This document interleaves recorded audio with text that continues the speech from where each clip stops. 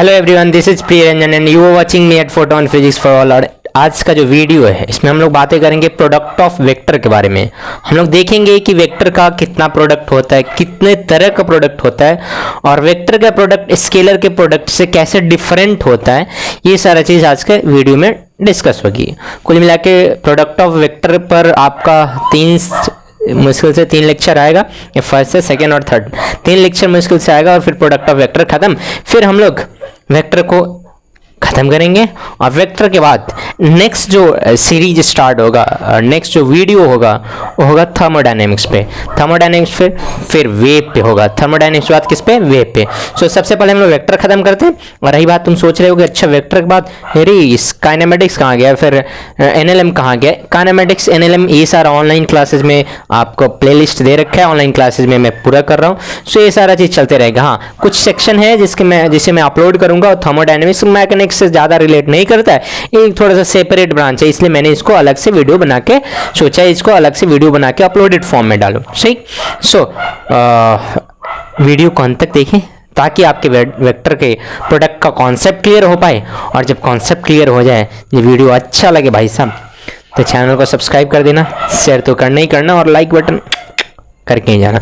चलो ठीक है, हम लोग बात करते हैं प्रोडक्ट ऑफ वेक्टर की। अब ये समझते हैं कि ये प्रोडक्ट ऑफ वेक्टर होता क्या है। ये जो प्रोडक्ट ऑफ वेक्टर है, देखो भाई साहब बहुत कुत्ता बोल रहा है यार, रात के वक्त है, अंधेरी रात है, गुप अंधेरी रात है ना, जो कहते हैं फिल्मों में होता है। सो गाना तो नहीं चल रहा है, बट ये क्या चल रहा है भाई, कुत्ते भौंक रहे हैं। सो इसको इग्नोर करते हो, साउंड जो एक्सटर्नल साउंड है इसको इग्नोर इट। आते हैं अपने टॉपिक पे। इस टॉपिक का क्या नाम है? Product of vector. तो हम लोग देखेंगे प्रोडक्ट ऑफ वेक्टर 3 तरह का होता है। जो हमारे लेवल पे 2 ही तरह पढ़ना है, एक नहीं पढ़ना है। जब आप इंटरमीडिएट में पढ़ोगे, इंटरमीडिएट में मैथमेटिक्स में वेक्टर पढ़ोगे, तब वहाँ पे ट्रिपल प्रोडक्ट शायद पढ़ाया जाए। वो भी सिलेबस में आपके नहीं है, शायद पढ़ा भी दिया जाए, नहीं भी पढ़ाया जाए। और नहीं पढ़ाया जाएगा तो ग्रेजुएशन में भाई साहब ट्रिपल प्रोडक्ट, ओ scalar triple product, STP, vector triple product, VTP. अरे कोई नहीं पढ़ाएगा, मैं पढ़ा दूंगा, मेरे पे विश्वास रख, जरूर पढ़ाऊंगा। चलो ठीक है, सबसे पहले हम लोग हेडिंग डालते हैं प्रोडक्ट ऑफ वेक्टर, है ना। प्रोडक्ट ऑफ वेक्टर, जो वेक्टर का प्रोडक्ट है, प्रोडक्ट ऑफ वेक्टर, जो प्रोडक्ट वेक्टर का जो प्रोडक्ट है उसका क्या क्या टाइप है, कितने तरह का है। देख भाई कितने तरह का है, वो सारा चीज मुझे बताना है। मैंने बोला है कि जो प्रोडक्ट ऑफ वेक्टर है हम लोग उसको 3 कैटेगरी में बांटते हैं। एक सबसे आसान, सबसे प्यारा, सबसे ज्यादा यूज होने वाला डॉट प्रोडक्ट। इसको क्या बोलते हैं हम लोग? Dot product.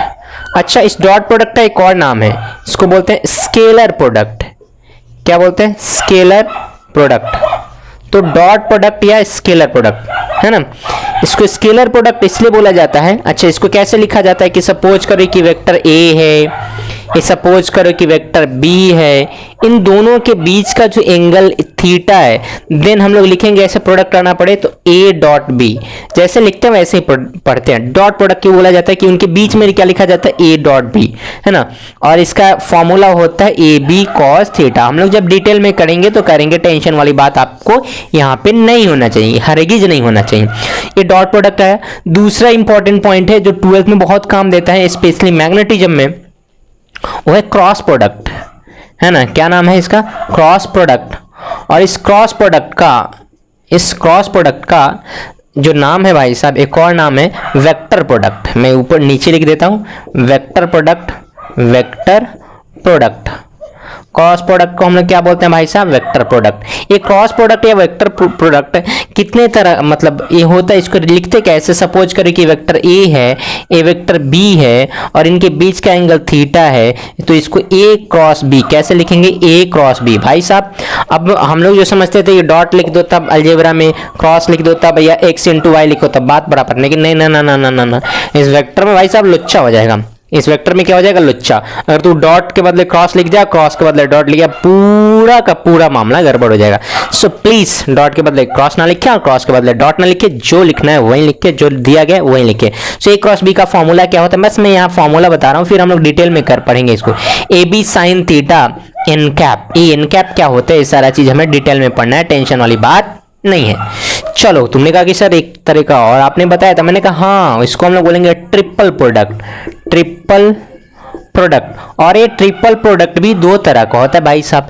ये ट्रिपल प्रोडक्ट भी कितने तरह का होता है? दो तरह का। एक को बोलते हैं स्केलर ट्रिपल प्रोडक्ट और एक को बोलते हैं वेक्टर ट्रिपल प्रोडक्ट। तो ये स्केलर ट्रिपल प्रोडक्ट क्या होता है, वेक्टर ट्रिपल प्रोडक्ट क्या होता है, आउट ऑफ सिलेबस है आपके, उसके बावजूद मैं तुम्हें पढ़ाऊंगा, टेंशन वाली बात नहीं है। तो इसका भी दो तरह का होता है। एक को बोलते हैं scalar triple product, scalar triple product STP, जिसको हम लोग बोलेंगे scalar triple product.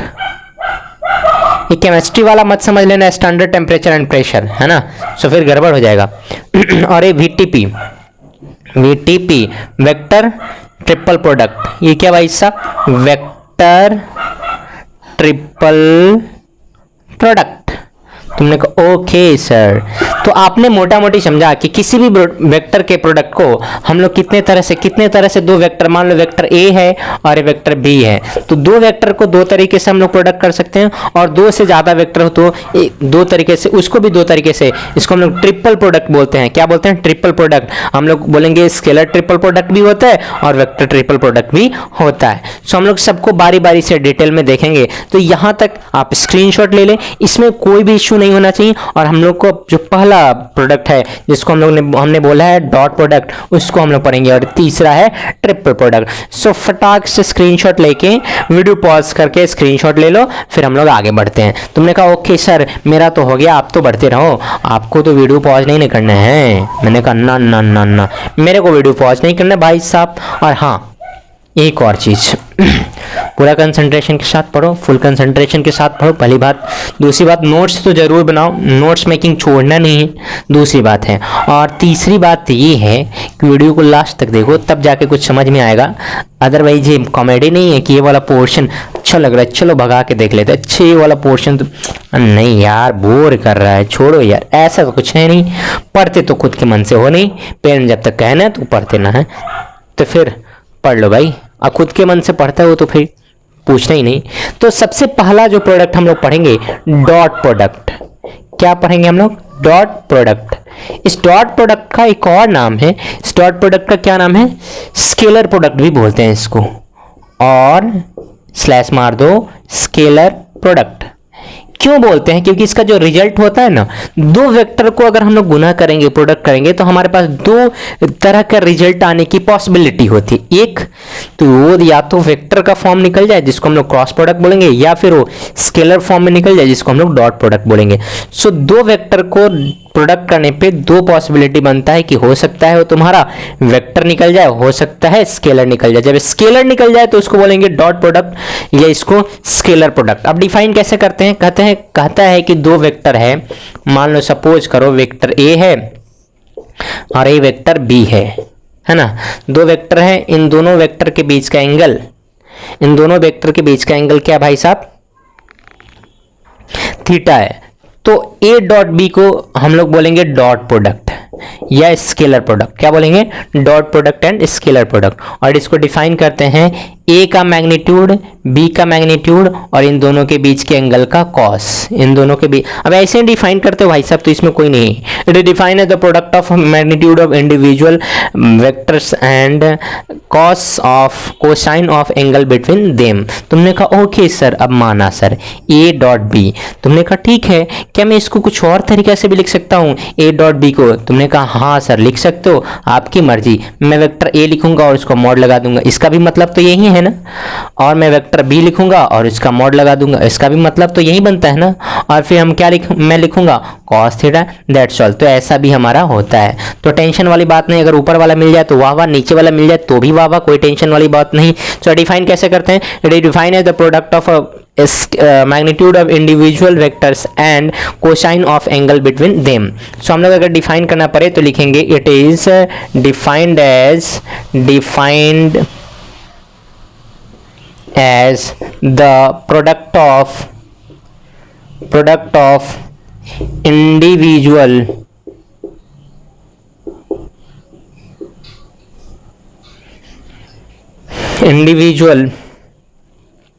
magnitude and cosine of angle between them। उनके बीच का जो एंगल है उसके बीच का कोसाइन लेना है, बस दैट्स ऑल, यही तो है सिंपल सा। तो तुमने कहा कि सर बस इतना ही है, मैंने बोला हाँ बस इतना ही है। ये हम लोग एक और फॉर्म आगे पढ़ेंगे जब लास्ट में डिस्कशन इंपॉर्टेंट पॉइंट का डिस्कशन होगा तब। सो अभी तक हमने कहा ठीक है इतना ही है। तुमने कहा कि अच्छा सर कोई इंपॉर्टेंट पॉइंट हो तो इसमें डिस्कस कर दो, मैंने बोला इसमें इंपॉर्टेंट पॉइंट की कमी है ही नहीं भाई साहब, बहुत ज़्यादा इंपॉर्टेंट पॉइंट है। अभी आप स्क्रीनशॉट तो लो, जैसे आपने स्क्रीनशॉट लिया वीडियो को पॉज करके, मैं भाई साहब आगे बढ़ूंगा। डेफिनेशन हो गया, कैसे ये लिखते हैं ये भी हो गया, अब इंपॉर्टेंट पॉइंट देखना है और इंपॉर्टेंट पॉइंट देखते जाओ और सीखते जाओ, और सीख लिए तो क्वेश्चन करते जाओ, दैट्स ऑल। इतना ही तो यूज होता है। कभी भी आंख बंद करके भी कोई पूछे कि ए डॉट बी का फॉर्मूला, तो जरूर याद रखना ए बी कॉस थीटा है। ए डॉट बी का फॉर्मूला क्या होता है भाई साहब, ए बी कॉस थीटा। और कोई कह दे कि ए बी कॉस थीटा कहीं लिखा रहे, क्या तुम ए डॉट बी लिख सकते हो? तो जरूर कहोगे कि अगर ए भी वेक्टर होगा बी भी वेक्टर होगा तभी हम ए डॉट बी लिख सकते हैं, अदरवाइज ए डॉट बी नहीं लिख सकते हैं। तो सबसे पहला डिस्कशन क्या है? अच्छा, उस डिस्कशन को बताने के पहले मैं बता दूं कुछ चीजें कि आजा सनम तेरी कसम, ये क्या है? इसमें सारा का सारा पॉजिटिव होता है। ऑल रेशियो जो भी हो, अगर एंगल 0 से 90 के बीच में हो तो cos, sine, tan, cot, cosec, sec सब का सब क्या होगा? पॉजिटिव। लेकिन इसमें साइन और साइन का रेसिप्रोकल यही पॉजिटिव होता है, बाद बाकी सब नेगेटिव होता है। इसमें टैन और टैन का रेसिप्रोकल यही पॉजिटिव होता है और बाद बाकी नेगेटिव। इसमें कॉस और कॉस का रेसिप्रोकल और बाद बाकी नेगेटिव होता है। सो सेकेंड क्वाड्रेंट में कभी भी अगर भूल के चला जाए, एंगल मतलब 90 से बड़ा होगा, मान लो थीटा हो जाए 110, हो सकता है 120, 130, 140, 120, 180 से कम, तो याद रखना कॉस थीटा हमारे साथ हमेशा क्या होगा? नेगेटिव। हाँ याद रखना भाई साहब, फर्स्ट और फोर्थ में ये दोनों किसके बाप का राज है? इन दोनों में कॉस के। इन दोनों में पॉजिटिव होता है कौन? कॉस, लेकिन बाद बाकी में क्या हो जाता है? नेगेटिव। बस तुम्हें यही समझाना था, मुझे कॉस से माने मतलब है क्योंकि फॉर्मूला में कॉस आ रहा है। चलो तुमने कहा कि ठीक है सर, आजा सनम तेरी कसम, आपके फॉर्मूला को मैंने याद करा सर, और ये फॉर्मूला तो मैंने बताया ही, तो आपको कैसे याद रखना है। ए फॉर क्या होता है? जे फॉर आजा नहीं होता, आजा सनम, एस। तेरी मतलब 10, कसम, समझ रहे हो ना? कसम कैसे होता है? सी से लिख दिया, और एक ट्रिक बनाने का तरीका यार। चल ठीक है, ओके। तुमने कहा कि ओके सर, अब मैं इंपॉर्टेंट पॉइंट में सबसे पहला पॉइंट हैशटैग लगा के आप डालो। तो मैंने कहा कि कॉस थीटा मतलब product, dot product is positive when theta is less than 90 degree.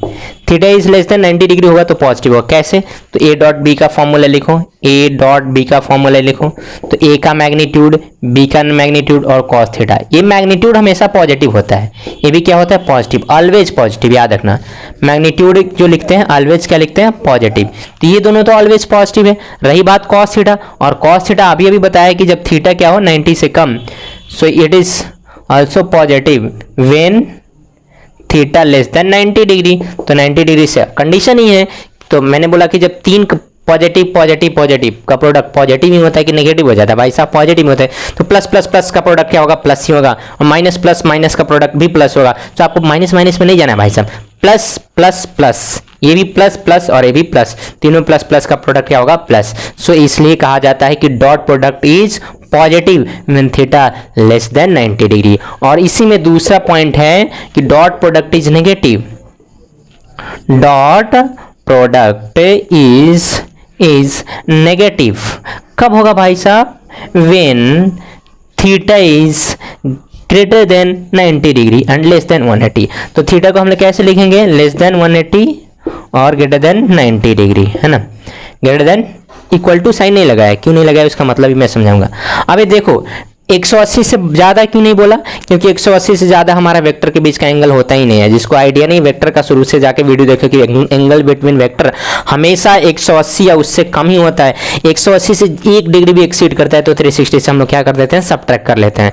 सो हमेशा वेक्टर के बीच का एंगल 0 to 180 के बीच में ही रहता है, इसलिए 180 से ज़्यादा हम लोग नहीं गए। 270 या फिर 360 का कुछ ऐसा कंडीशन हमने नहीं लिया है, क्योंकि एंगल बिटवीन वेक्टर हमेशा लेस देन और इक्वल टू 180 ही होता है। तुमने कहा ओके सर, अभी नेगेटिव कैसे होगा बता दो। मैंने कहा देख, A dot B is equal to क्या लिखते हैं? ए बी और कॉस थीटा। ध्यान से, तो ए पॉजिटिव ए भी पॉजिटिव, ए पॉजिटिव है, लेकिन ये क्या होगा, नेगेटिव। क्यों होगा नेगेटिव होगा, कि आपका एंगल कितना से बड़ा है, 90 से। अभी तो बताया सेकंड क्वाड्रेंट में साइन का है, साइन के अलावा कोई भी नेगेटिव, तो साइन का राज है भाई साहब, तो ये क्या हो जाएगा, नेगेटिव। सो आपको पता है कि पॉजिटिव इंटू नेगेटिव क्या हो जाता है भाई साहब, plus plus plus minus minus negative. Therefore क्या हो जाएगा, ये क्वांटिटी नेगेटिव होगा, ये क्वांटिटी क्या होगा, नेगेटिव। सो आपने देखा 2 पॉइंट, इंपॉर्टेंट पॉइंट।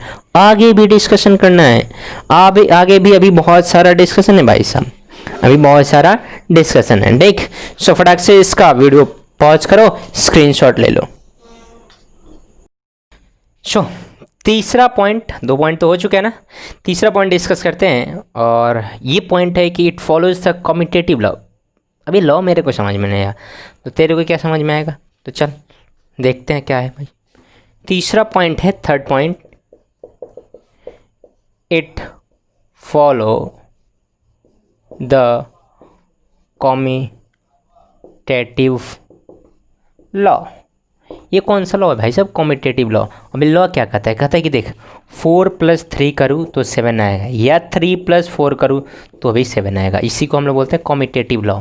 अगर 4 × 5 करूँ तो 20 आएगा, या 5 × 4 करूँ तो भी 20। मतलब प्लेस चेंज करने पर अगर हमारा रिजल्ट चेंज ना होता है तो कहते हैं कम्यूटेटिव लॉ को फॉलो करता है। कौन से लॉ को फॉलो करता है, कम्यूटेटिव लॉ को। लेकिन कब भाई साहब, जब प्लेस चेंज करने पे, क्या चेंज करने पे भाई साहब, जब प्लेस चेंज करने पे क्या चेंज नहीं हो, प्लेस भी चेंज कर दो लेकिन रिजल्ट चेंज ना हो, तो किस लॉ को फॉलो करता है, कम्यूटेटिव लॉ को फॉलो करता है। That's all. फिर हम लोग नेक्स्ट देखेंगे। तो आप कम्यूटेटिव तो समझ में आया। तो कह रहा है कि A.B लिखो, तो तुम क्या लिखोगे, ए का मैग्नीट्यूड, बी का मैग्नीट्यूड और एंगल बिटवीन दिस। अगर तुम B.A लिखो तो B.A तो क्या लिखोगे, बी का मैग्नीट्यूड, ए का मैग्नीट्यूड और कॉस थीटा। अरे दोनों सेम है, अलग अलग देखो तो ये दोनों क्या है, सेम है, तो सेम है। Therefore A.B = B.A। मतलब एक किस लॉ को फॉलो कर रहा है, कम्यूटेटिव लॉ को। चौथा पॉइंट भी देख लेंगे, इट फॉलोज एसोसिएटिव लॉ। ये किस लॉ को फॉलो करता है, एसोसिएटिव लॉ। ये एसोसिएटिव लॉ क्या भाई साहब, मेरे को कुछ नहीं समझ में है एसोसिएटिव लॉ। सो ध्यान से देखो, फिर मैं समझाता हूँ कि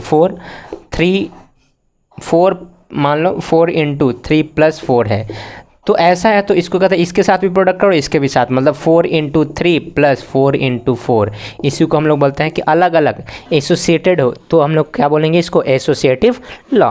सो तुमने कहा ठीक है सर आप कैसे कह रहे हो, मैंने कहा कि A.B + C रहे, क्या रहे, B + C। तो क्या लिखेंगे, A.B, क्या लिखेंगे, A.B, बीच में प्लस रहेगा तो प्लस, माइनस रहेगा तो माइनस। चलो प्लस माइनस दोनों दे देता हूँ, प्लस रहेगा तो प्लस, माइनस रहेगा तो माइनस, और A.C। अगर हम लोग ऑर्डर चेंज करते हैं तो क्या फ़र्क पड़ेगा, नहीं, ये डॉट प्रोडक्ट है। कौन सा प्रोडक्ट है, ऑर्डर चेंज, A.B कह लो या B.A कह लो, A.C कह लो या C.A कह लो, कोई फ़र्क नहीं पड़ता। तो ऑर्डर चेंज होने पे, क्या चेंज होने पे भाई साहब, ऑर्डर चेंज होने पे हमारे प्रोडक्ट में कोई चेंज नहीं होता है। और ये किस लॉ को फॉलो करता है, तो ये कौन सा बात हो गया भाई साहब, इस बात हो गया कम्यूटेटिव लॉ। ऑर्डर चेंज कर दो, पहले वाले को बाद में वाले को पहले, कोई फ़र्क नहीं पड़ता। हाँ एक और चीज़, लेकिन यहाँ भी कोई फ़र्क नहीं पड़ता है, एसोसिएटेड लॉ को फॉलो करता है। A.B + C, तो A.B + A.C, प्लस रहे तो प्लस, माइनस रहे तो माइनस। तो इस कौन से लॉ को फॉलो कर रहा है भाई साहब, एसोसिएटिव लॉ को और कम्यूटेटिव लॉ को। तुमने कहा हाँ सर ये दोनों तो हो गया, कुछ आगे बढ़ो, तो मैंने कहा स्क्रीनशॉट ले लो। क्या ले लो, स्क्रीनशॉट, और फिर हम लोग आगे बढ़ते हैं। तुमने कहा कि वीडियो पॉज करो और स्क्रीनशॉट दे डालो।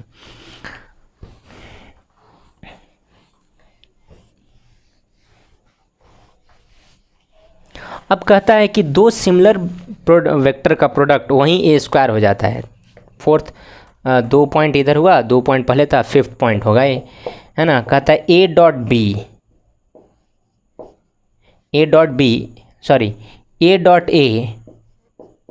या B.B कुछ भी हो, या C.C, जो जिसका डबल प्रोडक्ट हो, उसी के साथ प्रोडक्ट हो, तो याद रखना वहीं A² होता है। A² बी स्क्वायर सी स्क्वायर। तुमने कहा अच्छा एक्सप्लेनेशन, गिव मी एक्सप्लेनेशन। मैंने कहा कोई नहीं, टेंशन नहीं। देख इधर ए डॉट ए को क्या लिख सकते हो, ए इंटू ए और कॉस, दो वेक्टर अगर सेम हो एक ही डायरेक्शन में तो उन दोनों के बीच का एंगल क्या हो जाता है भाई साहब, zero. Cos zero, cos zero का वैल्यू 1, तो वो ए इंटू 1 क्या हो जाएगा, ए इंटू 1 क्या हो जाएगा, बोल ए स्क्वायर होगा कि नहीं। सिमिलरली ये क्या हो जाएगा, सी स्क्वायर। सिमिलरली क्या हो जाएगा, B into B cos 0 degree, B square नहीं करना बी, और सी और कॉस 0 डिग्री तो सी स्क्वायर। यही रीजन है कि कोई भी सिमिलर वेक्टर का अगर प्रोडक्ट हो जाए, दो सिमिलर वेक्टर का क्या हो जाए प्रोडक्ट, तो इसका जो रिजल्ट आता है उसका मैग्नीट्यूड का भाई सब स्क्वायर आ जाता है। मैग्नीट्यूड का क्या आ जाता है, स्क्वायर। सो तुमने बेसिक चीज़ें समझी। बेसिक चीज़ समझने के बाद और नेक्स्ट देखो, तुमने कहा हाँ सर दिखाओ, दिखाने में क्या जाता है सर। मैंने बोला कि अगर कंपोनेंट फॉर्म में हो, कौन से फॉर्म में हो, कंपोनेंट फॉर्म में। कौन से फॉर्म में हो भाई साहब, कंपोनेंट फॉर्म में। तो थोड़ा सा बता दो। तुमने कहा ठीक है, पहले एक चीज़ मुझे बता दो, कंपोनेंट फॉर्म क्या क्या बता रहे हो आप, मेरे को नहीं समझ में आ रहा है। मैंने बोला देख इधर यूनिट वेक्टर का 6 नंबर आपको याद रखना है, product of unit vector dot product of unit vector. ये यूनिट वेक्टर क्या है तो आपको पता है क्या है, एक्स के डायरेक्शन में कौन सा कैप, आई कैप, वाई के डायरेक्शन में कौन सा कैप, जे कैप, जेड के डायरेक्शन में कौन सा कैप, के कैप। आई कैप जे कैप के कैप, आई कैप जे कैप के कैप। इन दोनों के बीच का एंगल 90, इसके बीच का एंगल 90, इसके बीच का भी angle mutual. This three are mutual perpendicular like this. Okay, so तुमने कहा कि ठीक है, तो मैंने कहा कि देख इधर अगर आई डॉट आई करते हैं, आई का आई के साथ, तो क्या हो जाएगा, अरे यूनिट वेक्टर का मैग्नीट्यूड 1, इसका भी 1 और कॉस 0 डिग्री, तो कुल मिला के 1 होगा। तो याद रखना आई डॉट आई, ठीक उसी तरह जे डॉट जे का वैल्यू भी क्या हो जाएगा 1, के डॉट के का वैल्यू भी क्या हो जाएगा 1। सो आई डॉट आई भी 1, के जे डॉट जे भी 1, के डॉट के भी 1, सारा का सारा वैल्यू क्या हो जाएगा 1। हाँ, अगर आई डॉट जे की बात करें तो आई और जे के बीच में एंगल कितना है, ध्यान से देखो तो 90 डिग्री। आई और जे के बीच में एंगल क्या है 90 डिग्री। तो याद रखना कोई अगर डिसिमिलर आ जाए तो 0 हो जाता है। कैसे, तो 1 इंटू 1 और cos 90 का वैल्यू 0, एक 0 भाई साहब पूरा 0। तो याद रखना आई डॉट जे का वैल्यू क्या हो जाता है 0, तो आई डॉट के का वैल्यू भी क्या हो जाएगा 0, जे डॉट के का वैल्यू भी क्या हो जाएगा 0। सो कोई भी म्यूचुअली परपेंडिकुलर है तो कुछ भी ले लो, कोई फ़र्क नहीं पड़ता, I dot J, J dot के डॉट कुछ भी, बस क्या होना चाहिए म्यूचुअल परपेंडिकुलर होना चाहिए, उसका प्रोडक्ट क्या होगा 0। यही लिखाएगा dot product of unit vector. मान लो यूनिट वेक्टर एक्स में आई कैप, मानना क्या भाई सब होता ही कन्वेंशन है, हम लोग भी लेते हैं एक्स में कौन सा कैप आई कैप, वाई में कौन सा कैप जे कैप, जेड में कौन सा कैप के कैप, और इन सारे को क्या बोलते हैं हम लोग यूनिट वेक्टर। अब आगे बढ़ने के लिए फटाफट क्या करो, स्क्रीनशॉट पॉज करो और वीडियो को पॉज करने के बाद फटाक से क्या लेना है भाई साहब, स्क्रीनशॉट लोगे तो हम लोग आगे बढ़ेंगे। कहता है कि इस फार्मूला का मतलब पहले वाले फार्मूला के यूज हम लोग कभी कभी एंगल निकालने के लिए भी करते हैं। सो सिक्स्थ हो गया ना, फिफ्थ तो हो गया था, ये सिक्स था, सिक्स भी हो गया। 7th पॉइंट, ये जो 7th पॉइंट है उसको भी याद रखना कि 7th पॉइंट कह रहा है कि इस फार्मूला का यूज एंगल फाइंड करने में होता है। इट इज़ डॉट प्रोडक्ट का use to find the angle between the vectors के बीच का एंगल फाइंड करने के लिए हम लोग यूज करते हैं इसका। ओके, तुमने कहा ठीक है इसका यूज करते हो तो करो भाई साहब, करके मेरे को बताओ थोड़ा, है ना,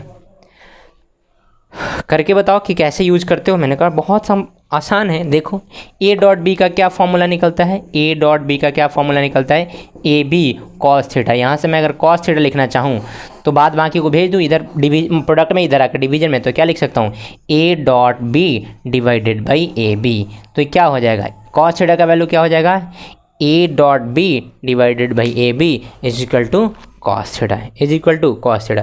सो कॉस थीटा का वैल्यू क्या हो जाएगा, A dot B divided by is equal to cos theta. तो हम लोग लिख सकते हैं it is use to find the angle between the vectors. दो वेक्टर्स के बीच के एंगल को फाइंड करने के लिए भी हम लोग इस डॉट प्रोडक्ट का यूज करते हैं। और जब चलो नेक्स्ट पॉइंट को हम लोग डिस्कस करते हैं। और नेक्स्ट जो पॉइंट है हमारा बहुत इंपॉर्टेंट है, नेक्स्ट पॉइंट है वो बहुत इंपॉर्टेंट है, तो हम लोग देख लेते हैं नेक्स्ट पॉइंट क्या है। कि अगर सपोज करो कि हमारे पास जो वेक्टर दे रखा है वो कंपोनेंट फॉर्म में है, ए का मैग्नीट्यूड बी का मैग्नीट्यूड नहीं दिया है। ऐसे जैसे हम लोग को मैग्नीट्यूड पता हो कि चलो वेक्टर ए है, ए वेक्टर बी है ना, इनके बीच का एंगल पता हो तो हम लोग dot product A B cos theta लिखते हैं। लेकिन अगर आपको वेक्टर ए ऐसे दिया है, ए इज इक्वल टू जैसे 10i cap plus 20j cap plus 30k cap ऐसे दिया है ए वेक्टर, और बी वेक्टर दिया है b is equal to I cap minus 2j cap plus 3k cap, कुछ ऐसा दिया है। और तब पूछ रहा है ए डॉट बी। तो अब तुम कहोगे सर इसका मैग्नीट्यूड तो मैं निकाल सकता हूँ, इसका भी मैग्नीट्यूड निकाल सकता हूँ, एंगल कहाँ से निकालोगे? तो ये इस तरह के कंपोनेंट फॉर्म में हो तो कैसे? नेक्स्ट जो पॉइंट है हमारा कंपोनेंट फॉर्म में है, तो product vector dot product in component form, in component form. ये जो कंपोनेंट है इस फॉर्म में, ये जो डॉट प्रोडक्ट इस फॉर्म में डॉट प्रोडक्ट क्या होगा वो देखें। बहुत आसान है भाई साहब, मैंने अभी फॉर्मूला इसलिए नहीं लिखा कि फॉर्मूला लिखता है तो कंफ्यूज हो जाते तुम। मैं तुम्हें डॉट प्रोडक्ट करके दिखाऊंगा कैसे। आई का आई के साथ, आई का कोफिशिएंट ऊपर में देखो तो आई का कोफिशिएंट कितना भाई साहब? ऊपर में आई का कोफिशिएंट 10 है, नीचे में आई का कोफिशिएंट 1 है। ऊपर में जे का कोफिशिएंट 20 है, नीचे में -2 है। ऊपर में जे का कोफिशिएंट के का कोफिशिएंट 30 है, नीचे में के का कोफिशिएंट 3 है। सो कुल मिलाकर कोफिशिएंट को मल्टीप्लाई कर दे विद द प्रॉपर साइन, मतलब हम लोग क्या लिखेंगे 10 × 1। और इसमें कोई आई कैप जे कैप नहीं रहेगा क्योंकि आई कैप जे कैप तो डायरेक्शन होता है और डॉट प्रोडक्ट क्या होता है? Scalar product. तो हमें कोई आई कैप जे कैप भूल के भी नहीं लिखना है। बीच में कौन सा साइन? प्लस, ऊपर 20 और इधर गुण इंटू -2 है ना, बीच में फिर से प्लस 30 × 3, मतलब कोफिशिएंट का आई का आई के साथ याद कैसे रखते हैं? आई के साथ, जे के साथ और के के साथ। सो आई का आई के साथ करोगे तो 10 × 1 क्या आ गया? 10। इसका 20 × -2 -40 प्लस 30 × 3 90। कुल मिला के देखो तो तुम्हारा 60 आंसर आया। क्या आया? 60। तो ये तरीका है। अब मैं तुम्हें डायरेक्ट फॉर्मूला बताता तो तू कंफ्यूज हो जाता। तुम्हें एक ही दिमाग में एक ही बात याद रखना है कि कैसे कंपोनेंट फॉर्म में डॉट प्रोडक्ट निकालते हैं। तो आई का आई के साथ, जे का जे के साथ और के का के के साथ। किसका? अरे भाई साहब किसका? कोफिशिएंट का with their proper sign. Sign नहीं चेंज होना चाहिए, अगर ना साइन चेंज कर दिया मामला खलास। तो अब हम लोग इसको थ्योरी के टाइम में लिख लेते हैं कि सपोज करो कि ये वेक्टर है हमारा, एक्स आई कैप आ रहा है, ए वाई जे कैप आ रहा है, ए जेड के कैप आ रहा है ना, और बी वे जो वेक्टर है बी एक्स आई कैप आ रहा है, बी वाई जे कैप आ रहा है, बी जेड के कैप आ रहा है। तो आई के आई के साथ तो ए डॉट बी लिखने का क्या फॉर्मूला है, और इसको बी डॉट ए भी लिख लो कोई फर्क नहीं पड़ता। अभी अभी तो प्रॉपर्टी बताया है। तो एक्स ऊपर का एक्स का कोफिशिएंट, आई का कोफिशिएंट एक्स बी एक्स, नीचे का बी एक्स, बीच में कौन सा साइन? प्लस, फिर ए वाई बी वाई, फिर ए जेड बी जेड, याद रखना है। ऐसे हमारा ए डॉट बी लिखा जाए। ये थ्योरी हुआ, अगर मैं थ्योरी पहले बता देता तो तुम्हें एग्जाम्पल के थ्रू समझ में ही नहीं आता और क्या हो रहा है और तुम गड़बड़ा जाते। इतना बड़ा सा फॉर्मूला मुझे याद करना पड़ेगा, पता नहीं सर क्या बीतेगा। फॉर्मूला याद करना ही नहीं है, बस आपको एक चीज याद रखना है, आई का आई के साथ, जे का जे के साथ, के का के के साथ, दैट्स ऑल। इतना ही तो है। अब लास्ट पॉइंट हम लोग डिस्कस करेंगे और वो लास्ट पॉइंट है बहुत इंपॉर्टेंट, प्रोजेक्शन। प्रोजेक्शन का मतलब हिंदी मीनिंग बताए तो होता है छाया, है ना। देखो ध्यान से, जैसे मेरा शैडो बोर्ड पे बन रहा है ना, मैं एंगल चेंज करूँ, मैं कुछ और दूरी पर, देखो मेरा शैडो कम बना कि नहीं, मैं पास जा रहा हूँ, शैडो बना, तो शैडो का लेंथ दूर और पास मतलब शैडो बन रहा है। प्रोजेक्शन का मतलब भी होता है क्या होता है? शैडो। अब इसका क्या मीनिंग बनता है शैडो का वेक्टर में? पहले इसका स्क्रीनशॉट तो ले लो। क्या लेना है भाई साहब? स्क्रीनशॉट।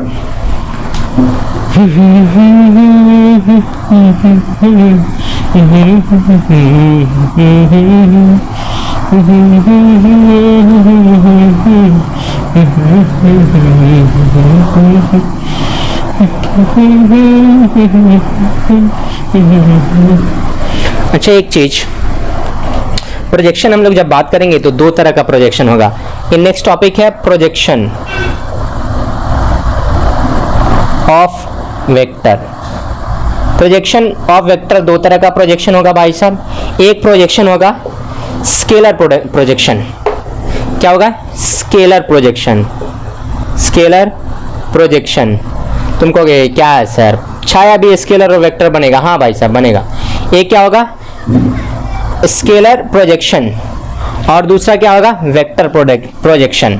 दूसरा क्या होगा वेक्टर प्रोजेक्शन।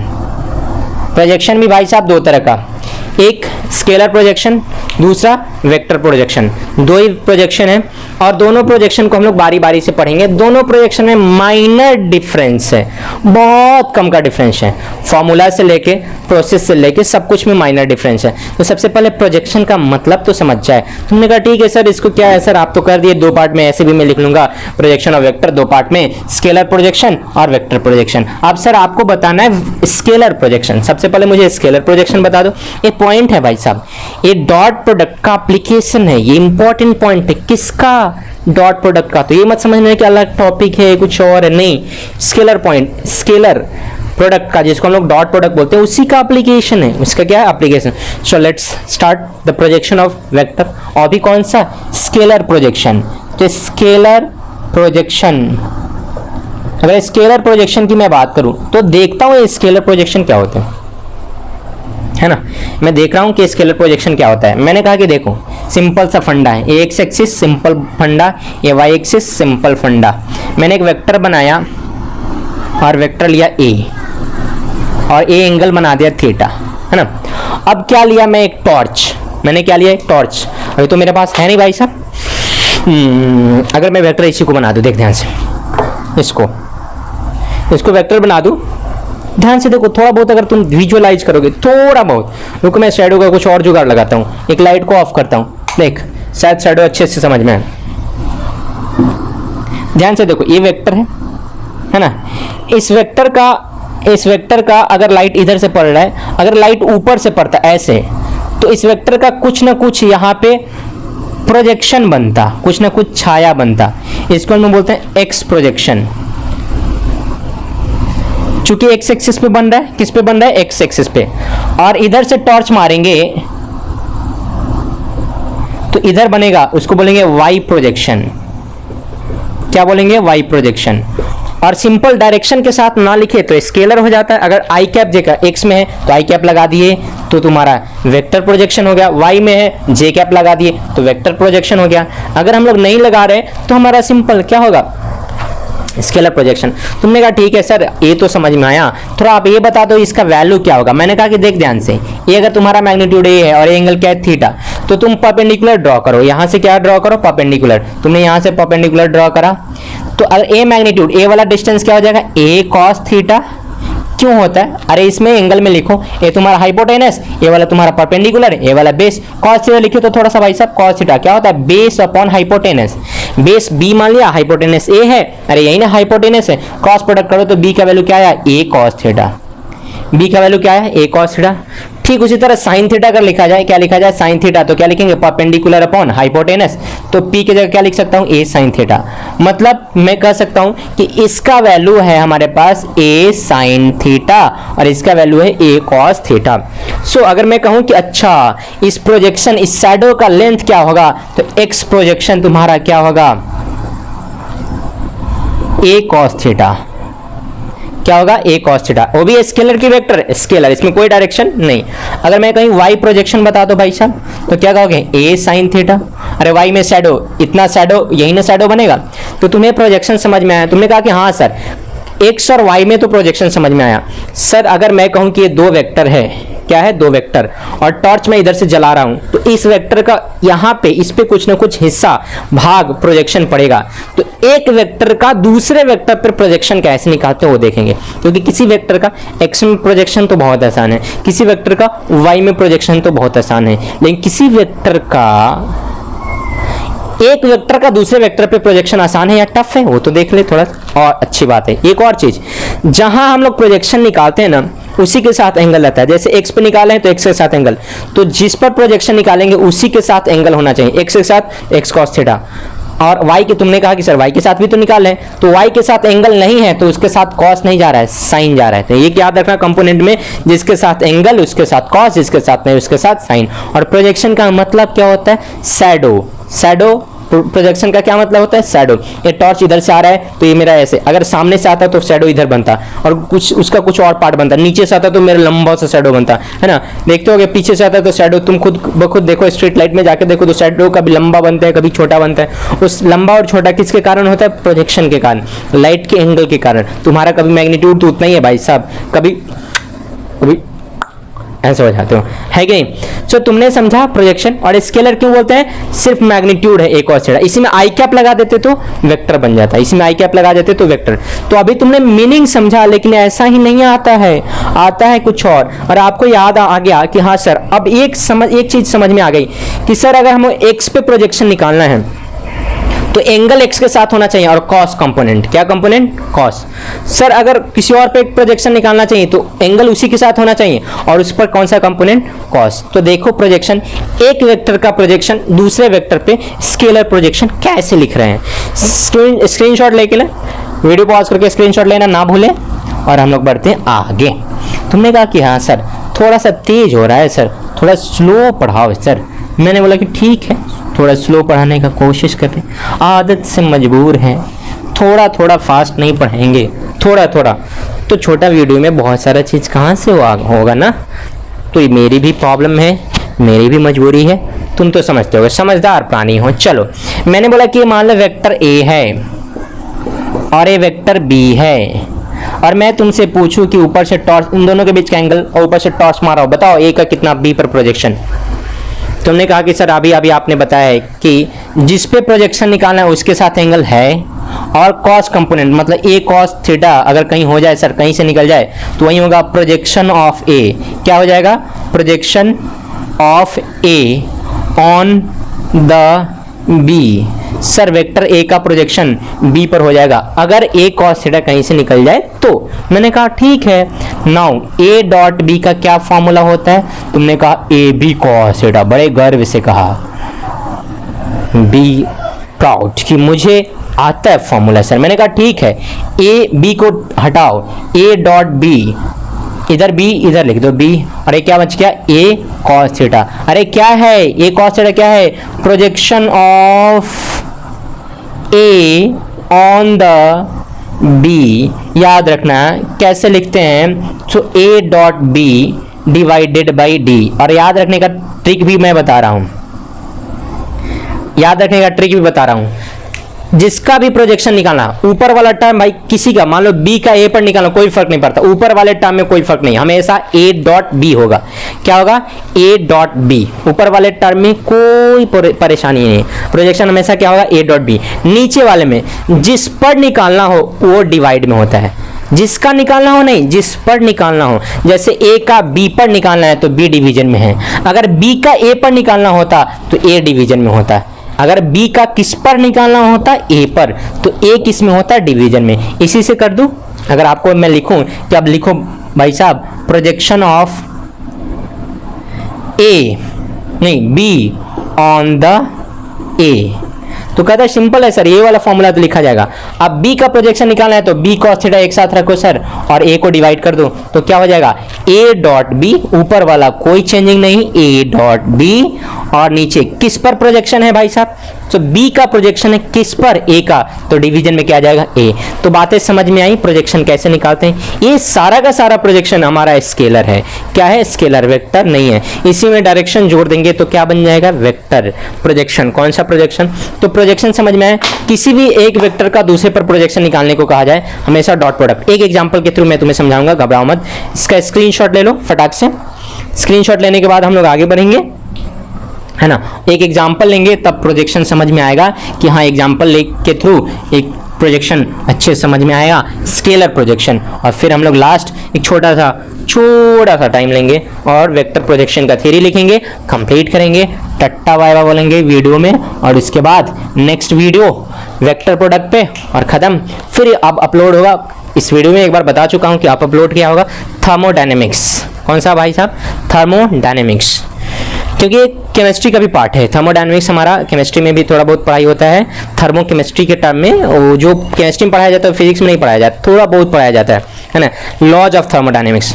बाद बाकी बहुत सारा फिजिकल थर्मोडायनेमिक्स मुझे पढ़ाना होता है, केमिकल थर्मोडायनेमिक्स केमिस्ट्री में पढ़ना होता है। चलो ठीक है, आते हैं हम लोग तो मैंने कहा कि एक एग्जाम्पल के थ्रू हम लोग पढ़ेंगे। एग्जाम्पल ले लो कि वेक्टर ए है I cap plus 2j cap plus 3k cap और वेक्टर बी है 2i cap minus j cap plus 3k cap और कह रहा है कि find out the projection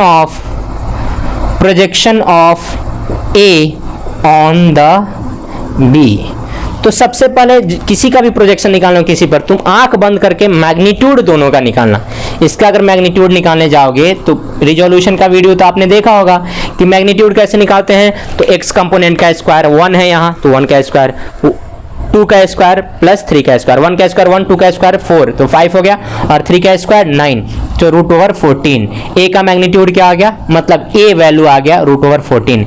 b का वैल्यू बोल दो, सो b का वैल्यू रूट ओवर करेंगे 2 का स्क्वायर 4, इसका स्क्वायर 1 तो 5 हो गया, इसका स्क्वायर ओहो दोनों सेम है भाई साहब, कोई फर्क नहीं पड़ता। तुमने कहा ओके सर। मैंने कहा कि आप देख अगर तुम्हें क्या निकालना है projection of A on the B तो क्या लिखोगे सर ए डॉट बी, बिंदास, ऊपर कोई टेंशन वाली बात नहीं है, किसी का किसी पर हो ऊपर में कोई फर्क नहीं पड़ता है। किसका निकालना ए का, किस पर निकालना है बी, डिवीजन किसको करेंगे बी से डिवाइड करेंगे, that's all. So A dot B कैसे करेंगे, आई का आई के साथ 1 इंटू 2, जे का जे के साथ 2 इंटू -1 और 3k का k के साथ। तो हम लोग लिखेंगे तो ध्यान से देखो 2 इंटू 1 2 इंटू -1 -2 3 इंटू 3 9। डिवीजन में b का मैग्नीट्यूड a या b दोनों का मैग्नीट्यूड 14 है, ले बेटा खत्म 9/14। प्रोजेक्शन क्या आ गया 9/14। अगर मैं तुमसे कहूं कि नहीं भाई साहब projection of b on the ए लिखो, अब की बार तो मैग्नीट्यूड सेम है भाई साहब, कोई फर्क नहीं पड़ता। ऊपर वाले में कोई फर्क है भाई 2 - 2 + 9 और नीचे वाले में भी कोई फर्क नहीं है, तो सेम है 9/14 सेम है भाई साहब। क्या है हमारा प्रोजेक्शन सेम। अगर यही तुम्हारा इसका कुछ और आता तो मैग्नीट्यूड चेंज रहता। क्या चेंज रहता, मैग्नीट्यूड। तो जब कभी भी प्रोजेक्शन का क्वेश्चन बनाना पड़े भूल के भी 2-4 चीज गलती नहीं करना है कि ये मैग्नीट्यूड नहीं छोड़ना है, दोनों का निकाल लो, क्या फर्क पड़ता है भाई साहब, दोनों का मैग्नीट्यूड निकाल लो। और उसके बाद क्या लिखना है, एक ही फॉर्मूला, ऊपर तो ए डॉट बी करना ही करना, नहीं करने का कोई सवाल नहीं है। हाँ जिस पर निकालना है उसके बाद, जैसे बी पर निकालना है बी से डिवाइड किया, ए पर निकालना है ए से डिवाइड करेंगे, जहां भी निकालना होगा वो डिवाइड करेंगे। सो आपने इस एग्जांपल के थ्रू स्केलर प्रोजेक्शन आपने समझा। और वेक्टर प्रोजेक्शन में कुछ नहीं है, स्केलर में डायरेक्शन जोड़ देते हैं तो क्या कौन सा प्रोजेक्शन बन जाता है, वेक्टर। वीडियो पॉज करके आप स्क्रीनशॉट ले चुके होइएगा, मैं आगे बढ़ रहा हूं। मैंने क्या बताया तुम्हें बउआ, क्या बताया कि वीडियो पॉज करके स्क्रीनशॉट ले लो। एक और चीज बताया कि वेक्टर प्रोजेक्शन, मैंने बोला कि वेक्टर प्रोजेक्शन कोई बड़ी चीज नहीं है, ओहो, क्योंकि इसमें 2 मिनट का थ्योरी है। Simple vector projection, simple vector projection क्या है कि देखो मैंने कहा कि चलो ए का प्रोजेक्शन बी पर, तो क्या लिखते हो तुम, स्केलर प्रोजेक्शन। तो याद रखना वेक्टर होता है scalar, scalar into direction, scalar into direction या मैग्नीट्यूड इनटू डायरेक्शन। तो तुमने कहा ठीक है सर, अगर मैं कहूं कि प्रोजेक्शन, वेक्टर प्रोजेक्शन, कौन सा projection, vector projection of A on the B, तो सबसे पहले स्केलर वाला लिखो सर। तो मैंने कहा स्केलर वाला क्या है, simple A dot B divided by B, क्योंकि बी पर है। अब तुम्हें डायरेक्शन चाहिए, किसका डायरेक्शन, किस पर निकालना है, बी पर, तो डायरेक्शन किसका, बी का। और दुनिया में कहीं भी डायरेक्शन निकालने के लिए उसी वेक्टर को उसी के मैग्नीट्यूड से डिवाइड कर दो, उसी वेक्टर को उसी के मैग्नीट्यूड से डिवाइड कर दो तो डायरेक्शन निकल जाता है। क्या निकल जाता है, डायरेक्शन। और एक क्या है, मैग्नीट्यूड। क्या है, मैग्नीट्यूड। मुझे नहीं लगता है कहीं से तुम्हें कोई समस्या होगा इसको समझने में। तो आपको कहीं कहीं फॉर्मूला लिखेगा A dot B into vector B divided by B square. अरे यार तुम्हें पता है बी स्क्वायर करना है आगे, और क्या। मैंने तुम्हें बाइफरगेट करके इसलिए बताया ताकि तुम्हें अच्छे समझ में आए कि जब कभी भी वेक्टर प्रोजेक्शन कैसे लिखोगे, स्केलर मतलब मैग्नीट्यूड मतलब scalar projection into direction. B पर होगा तो बी का डायरेक्शन, ए पर होगा तो ए पर का डायरेक्शन। अगर मान लो मैं इधर लिख देता हूं कि मैं कहूं कि नहीं मेरा मन है ऐसा करने का कि मेरा मन है vector projection of B, vector projection of B on the A. तो सिंपल कहोगे सर, सबसे पहले तो मैं लिखूंगा ए डॉट बी, किस पर है भाई साहब, ए पर, कोई समस्या नहीं। अब किस पर है, ए पर, तो ए का डायरेक्शन, तो ए का डायरेक्शन कैसे दिखते हैं, vector A divided by mod of vector A, मेरा मतलब ए। हो गया काम खत्म। इसको अगर तुम्हें लिखना है तो लिखोगे A dot B vector A divided by A square. इतना खतरनाक, कोई बात नहीं। मैंने क्या बोला, इसमें स्केलर लिखना है, और मैंने क्या बोला, डायरेक्शन। चूंकि किस पर प्रोजेक्शन निकाल रहे हैं, ए पर, तो डायरेक्शन किसका, ए का। चूंकि किस पर प्रोजेक्शन निकाल रहे हैं, बी पर, तो डायरेक्शन किसका, बी का। तुमने बातें समझी, तुमने समझा इस लेक्चर में what is dot product, what is the basic formula of dot product, what is uses, what is property. आपने यूज भी देखा है एंगल निकालने के लिए, इस तरह का प्रोजेक्शन निकालने के लिए सारा यूज है, और आपने इसका प्रॉपर्टी भी देखा है, कौन से लॉ, कम्यूटेटिव लॉ को फॉलो करता है, एसोसिएटिव लॉ को फॉलो करता है, ए डॉट ए स्क्वायर हो जाता है, ये बहुत सारा चीज़ आपने देखा है। कुछ क्वेश्चन भी प्रैक्टिस करा है, क्वेश्चन प्रैक्टिस करोगे, कोई भी आपको बुक मिल जाए वेक्टर का, वेक्टर डॉट प्रोडक्ट का क्वेश्चन लेके एकदम बैठ के बनाना है, मस्त क्वेश्चन बनेगा, नहीं बनने का कोई सवाल ही नहीं। इस वीडियो में इतना ही, फिर नेक्स्ट वीडियो वेक्टर प्रोडक्ट का होगा, उसको खत्म करेंगे, और फिर थर्ड जो वीडियो आपका आएगा, हो सकता है थर्ड वीडियो प्रॉब्लम प्रैक्टिस का आ जाए, और उसके बाद फोर्थ वीडियो जो आए थर्मोडायनेमिक्स शुरू करेंगे। मैं फिर से अनाउंस कर रहा हूँ, क्या शुरू करूँगा, thermodynamics. So once again thank you so much for watching. Video अच्छा लगे तो मैक्सिमम शेयर करो, क्योंकि चैनल नया है, शेयर करोगे मुझे बेनिफिट मिलेगा, तुम्हें बेनिफिट मिल रहा है तो मुझे भी मिलना चाहिए। क्या करना है भाई साहब, चैनल को शेयर करना है, सब्सक्राइब तो करना ही करना है, और ये वाला अपना अंगूठा थम जरूर देके जाना, ऐसे ऐसे नहीं, समझ रहे हो ना। So thank you so much.